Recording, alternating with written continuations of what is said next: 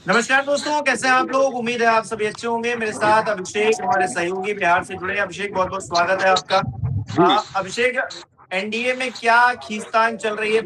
देखिए, भारत तिवारी एनकाउंटर क्या जनता दल यूनाइटेड और भारतीय जनता पार्टी के बीच की जो दोस्ती है उसकी दरार की सबसे बड़ी वजह बन गया है। कई फैक्टर है जिसकी वजह से कहा जाता है कि वैसे भी भाजपा जेडीयू के बीच सब कुछ ठीक पहले से ही नहीं चल रहा है, और उसके बाद ये इनकाउंटर, और इस इनकाउंटर को लेकर जो घटनाक्रम है, पिछले कुछ घटनाक्रमों का जिक्र हम करेंगे, और सिर्फ इस इनकाउंटर को लेकर नहीं, कुछ दूसरे घटनाक्रम भी हैं जिसकी बात हम करेंगे, और जिससे ये सवाल है कि क्या वाकई भारतीय जनता पार्टी और जनता दल यूनाइटेड के बीच सब कुछ ठीक चल रहा है। और बात सिर्फ भारतीय जनता पार्टी और जनता दल यूनाइटेड की ही क्यों करें, बात तो चिराग पासवान की भी होनी चाहिए कि क्या चिराग पासवान और सम्राट चौधरी के बीच सब कुछ ठीक चल रहा है। क्योंकि सम्राट चिराग पासवान एक दिन पहले देश के गृह मंत्री अमित शाह से दिल्ली में मिलते हैं और बिहार आकर सम्राट सरकार के फैसले पर सवाल उठाते हैं। और जिस वक्त चिराग पासवान ये बोल रहे थे उस वक्त मैं वहां मौजूद था। चिराग पासवान ने कहा कि अगर भरत तिवारी एनकाउंटर मामले में आरोपी एसडीपीओ जिनके खिलाफ एफआईआर है और उनकी पोस्टिंग मद्य निषेध विभाग में डीएसपी के रूप में हुई है, तो सरकार का यह फैसला गलत है। बिल्कुल उन्होंने डंके की चोट पर कहा कि सरकार का यह फैसला गलत है। और उसी दिन वो भरत तिवारी के परिजनों से मिलने पहुंचे थे। तो जाहिर तौर पर चिराग पासवान ने जब अपनी ही सरकार के फैसले पर सवाल खड़े किए और सम्राट चौधरी सरकार पर फैसले पर सवाल खड़े किए, तो क्या ये माना जा सकता है कि सब कुछ ठीक है। अब इस चिराग पासवान के चैप्टर को थोड़ा किनारे रखते हैं। अब कल हुआ यह है कि बिहार सरकार के मंत्री अशोक चौधरी गए हैं बिलोटी भरत तिवारी के घर पर, और अशोक चौधरी ने उनके परिजनों से मुलाकात की है। अशोक चौधरी लगातार इस एनकाउंटर पर सवाल उठा रहे हैं। अशोक चौधरी ने तो यहां तक कह दिया कि भाई जो जानकारी मिली है वो जानकारी है कि डमी पिस्तौल था, नकली पिस्तौल था भरत तिवारी के पास, कोई फायरिंग की थी क्या, इस तरह के बयान, और इसकी भी बात जांच में सामने आएगी। तो जब इनकाउंटर पर सवाल उठ रहे हैं तो ठीक है। देखिए, सम्राट चौधरी जो हैं उन्होंने न्यायिक जांच के आदेश दिए, ये बात ठीक है। लेकिन जब आपकी सरकार के मंत्री या आपके गठबंधन के कोई बड़े नेता उस एनकाउंटर पर सवाल उठाएंगे जिस पर आपकी पुलिस घिरी हुई है, कई आरोपी पुलिसकर्मियों पर एफआईआर हुई है और सरकार पर सवाल उठ रहे हैं, तो जाहिर तौर पर अगर पुलिस गिरेगी तो सवाल तो सरकार पर भी उठेंगे, चाहे इसमें सीधी भूमिका सम्राट चौधरी की हो न हो, सम्राट चौधरी को क्लीन चिट दी जानी चाहिए कि नहीं दी जानी चाहिए, ये तो सारी बातें आगे भी सामने आएंगी। पुलिस वाले तो दोषी दिख रहे हैं प्रथम दृष्टया, जो पहली नजर में। और एक तो परिजनों के लिए कम से कम पुलिस वाले विलेन हैं।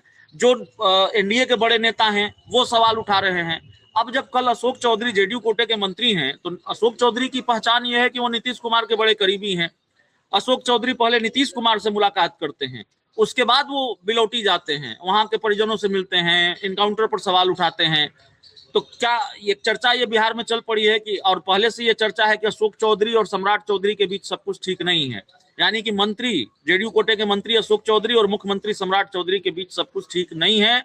और अशोक चौधरी ने वहां, हालांकि अशोक चौधरी ने वहां जाकर ये कहा कि भाई सम्राट चौधरी पर इल्जाम लगाना या सम्राट चौधरी को कटघरे में खड़ा करना ठीक नहीं होगा, लेकिन जाहिर है राजनीति तो राजनीति होती है। अब अशोक चौधरी तो जाकर ये कहेंगे नहीं उनके परिजनों से कि आप सम्राट चौधरी को घेरिए, खुलकर तो कोई निशाना साधता नहीं, खुलकर तो खेल पहले होता नहीं है राजनीति में।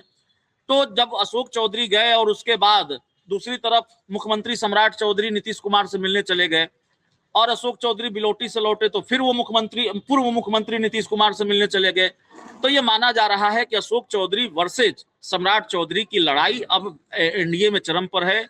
अशोक चौधरी ने एक तरह से सम्राट चौधरी को आईना दिखाया है, सम्राट चौधरी के खिलाफ मोर्चा खोल दिया है। राजनीति के जानकारों की भी ये राय है। अलग अलग प्लेटफॉर्म पर, न्यूज प्लेटफॉर्म पर आप बड़ा शोर शराबा है कुल मिलाकर बिहार की राजनीति के गलियारों में, पत्रकारों के बीच, कि भाई अशोक चौधरी ने मोर्चा खोल दिया है सम्राट चौधरी के खिलाफ। चिराग पासवान तो है ही, तो जाहिर है सवाल है कि ये दोस्ती कितनी देर तक चलेगी, कितनी दूर तक चलेगी बीजेपी और जेडीयू की दोस्ती, और क्या दरार आ गई है। तो इस बात के बहुत पुख्ता संकेत मिल रहे हैं कि दरार आ गई है। अब इन दोनों चैप्टर को हम किनारे रखते हैं हिमांशु। आप चिराग पासवान ने जो सवाल उठाए सम्राट सरकार के फैसले पर, उस चैप्टर को भी थोड़ा किनारे रखिए। अशोक चौधरी वर्सेज सम्राट चौधरी, जेडीयू वर्सेज बीजेपी के मामले को भी किनारे रखिए, जो ये ताजा प्रकरण है। हो ये रहा है 3-4 दिनों से, पूरी पृष्ठभूमि बतानी पड़ेगी, पूरा जो मामला है वो बताना पड़ेगा। देखिए, नीतीश कुमार ने जब बिहार के मुख्यमंत्री की कुर्सी छोड़ी तो जेडीयू के नेताओं और कार्यकर्ताओं में बहुत नाराजगी थी, अभी भी नाराजगी है, एक बड़ा आक्रोश था। तो पार्टी टूट न जाए इसके लिए बहुत कोशिशें इस बात को लेकर की गई कि किसी भी तरह से कुछ ऐसी कवायद की जाए जिससे पार्टी के जो निराश कार्यकर्ता हैं, नाराज कार्यकर्ता है, उनको लगे कि नहीं, पार्टी नहीं टूटेगी, पार्टी में सब कुछ ठीक है और नीतीश कुमार के जाने की भरपाई हो जाएगी। तो पहले उनके बेटे निशांत कुमार को लाया गया राजनीति में, बाद में स्वास्थ्य मंत्री भी बनाया गया, लेकिन इससे भी बात नहीं बनी तो एक और पहल की गई और जनता दल यूनाइटेड ने एक प्लेटफॉर्म तैयार किया नीतीश आर्काइव के नाम से।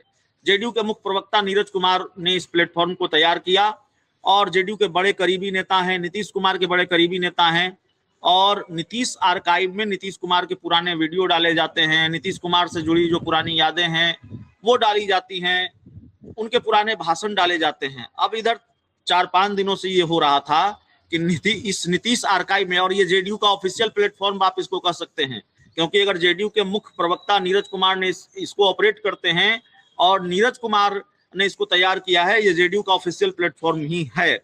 तो उसमें वही वीडियो डाले जा रहे थे जिसमें नीतीश कुमार प्रधानमंत्री नरेंद्र मोदी पर हमला कर रहे हैं, बीजेपी पर हमला कर रहे हैं, ये जेडीयू के प्लेटफॉर्म से हो रहा था। और उसमें वो वीडियो डाले जा रहे हैं जिसमें नीतीश कुमार लालू यादव की तारीफ कर रहे हैं, जिसमें नीतीश कुमार विधानसभा में बीजेपी के नेता मिथिलेश तिवारी से भिड़ जा रहे हैं जो मौजूदा वक्त में शिक्षा मंत्री हैं। फिर एक तस्वीर डाली गई, शायद 1996 की वो तस्वीर, कि भाई नीतीश कुमार बिहार में 10 सीटों पर उपचुनाव हुआ था, आरजेडी की 10 में से 4 सीटों पर नीतीश कुमार ने कब्जा कर लिया था। इसके बावजूद लालू यादव और नीतीश कुमार में इतना प्रेम था कि लालू यादव अपनी हार पर, नीतीश कुमार की जीत पर नीतीश कुमार को लड्डू खिलाने चले गए। तो जेडीयू ने ये बताने की कोशिश बीजेपी को की कि भाई नीतीश कुमार, और ये हाल में बताने की कोशिश की, 3 दिन पहले बताने की कोशिश की कि नीतीश कुमार और जो लालू यादव है वो कभी दुश्मन नहीं हो सकते, दोनों दोस्त रहे हैं, और ये मैसेज बीजेपी को दिया। तो ये सारी चीजें क्यों हो रही हैं?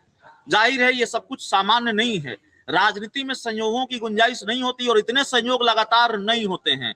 चिराग पासवान का मोर्चा खोलना, सम्राट चौधरी सरकार के फैसले पर सवाल उठाना, अब 4 PM यूपी पर ही दर्शकों ने देखा कि चिराग पासवान कल यूपी में थे, लखनऊ में थे, और एक तरह से अकेले चुनाव लड़ने की उनकी तैयारी है, तो ये भी एक तैयारी है। दूसरी तरफ अशोक चौधरी का जाना, बिहार सरकार का कोई दूसरा मंत्री नहीं गया, भारतीय जनता पार्टी का कोई मंत्री नहीं गया बिलौटी। क्यों नहीं गया?